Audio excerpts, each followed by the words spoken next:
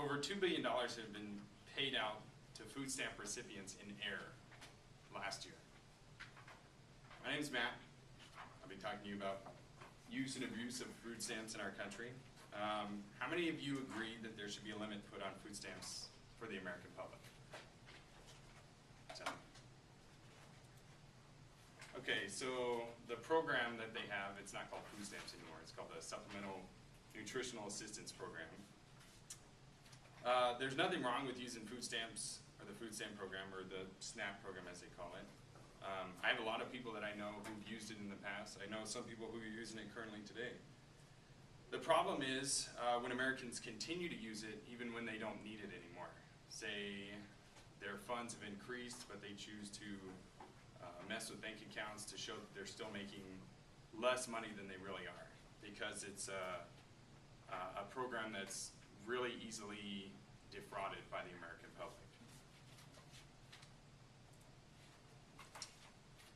Or they choose not to economically improve their own situation because the assistance is always there without any consequences of it being taken away from them. According to the FDA, the SNAP program is meant to help individuals and families in the time of need, but it's not meant to sustain permanent lifestyles amongst us. As you can see there, it says cash assistance, they go hand in hand with each other, but serves as a bridge to back the self-sufficiency of Arizona's families.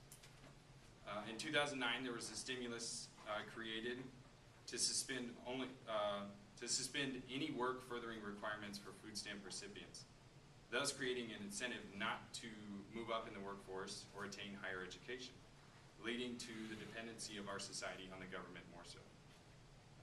One of the things that I thought of when I saw this was that when you're out at the campgrounds or something like that, you go camping, you see these signs that say, you know, don't feed the bears, don't feed the whatever, the wildlife, because they'll come in more.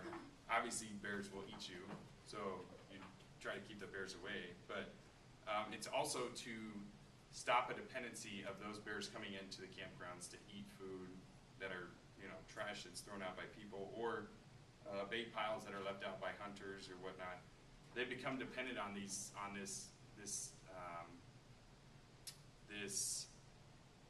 food that's given out by people, and if it goes long enough, the bears or animals will tend to stop trying to hunt or trying to feed themselves, and the basic wild instincts that they've been brought up with when they were born go right out the window. They become dependent upon that, and if that's ever taken away, there's a possibility that they don't eat anymore because they're so used to it, it's been ingrained in them.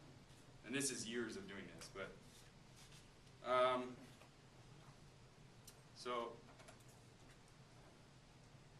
my proposal to fix this is to limit food stamps, or the SNAP program, to 2 years. It's 24 months for a family to be able to get themselves out of a dependency situation where they need the government to help them on a monthly basis. A few goals, or a few things that this will help is, a few things that will help by doing this. It'll lower taxes on the American working public. It holds people more accountable to themselves and to each other. And then also, it offers self-sufficiency of itself. A sense of earning it on your own without being dependent upon others. Whether it's the government, yes, you're getting your food stamps monthly by a government agency, the SNAP program, or your FDA, or the agency that controls it. But it's also, like I said, coming from American taxpayers. So by, you know, not taking from others and being more dependent upon yourself and upon what you can provide for your own, it ultimately helps everybody in the end. One of the arguments that I've heard is that a lot of people use it to feed children. And that's very true, it really does. It helps feed children, it helps feed families.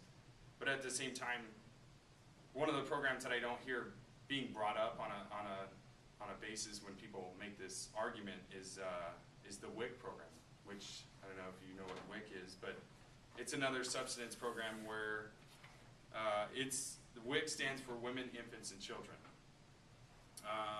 They offer checks to families when you go and apply for it. You show employment, you show that you're continuing to try to provide for your family and whatnot, but it provides necessities instead of desires all the time. Food stamps you can buy a lot of things on food stamps that a person doesn't need, but it's a desire. Like one of the things I read was Red Bull. You can buy Red Bull at the grocery store with food stamps, but it costs the rest of us $3 for a tiny can of energy drink for the rest of us to purchase, but you know, they're allowed to get it for free. Some of the things that WIC offers: milk, yogurt, cheese, cereal, tortillas, rice, bread, pasta, fruit, vegetables, eggs, peanut butter, beans, juice, the little infant food cans, so if you have small kids, it offers tons of those, fish, and also any types of formula that maybe your baby would need. Even if they have allergies or they're specific to certain health concerns, they offer those as well. This statement is given, like I said, in checks and allows users to get the necessities and not always the desires. So something that they need, not just what they want. My wig works, sorry. So in conclusion, the basic problem is the unlimited food stamp duration causes an issue for American taxpayers and the self-sufficiency of the families who are using it. By limiting it to 24 months, you take the want to better themselves and turn it into a need. What I'm offering is a petition, once again, to be able to take to our local representatives and make a change in our society to try to help better us equally amongst each other. That's it.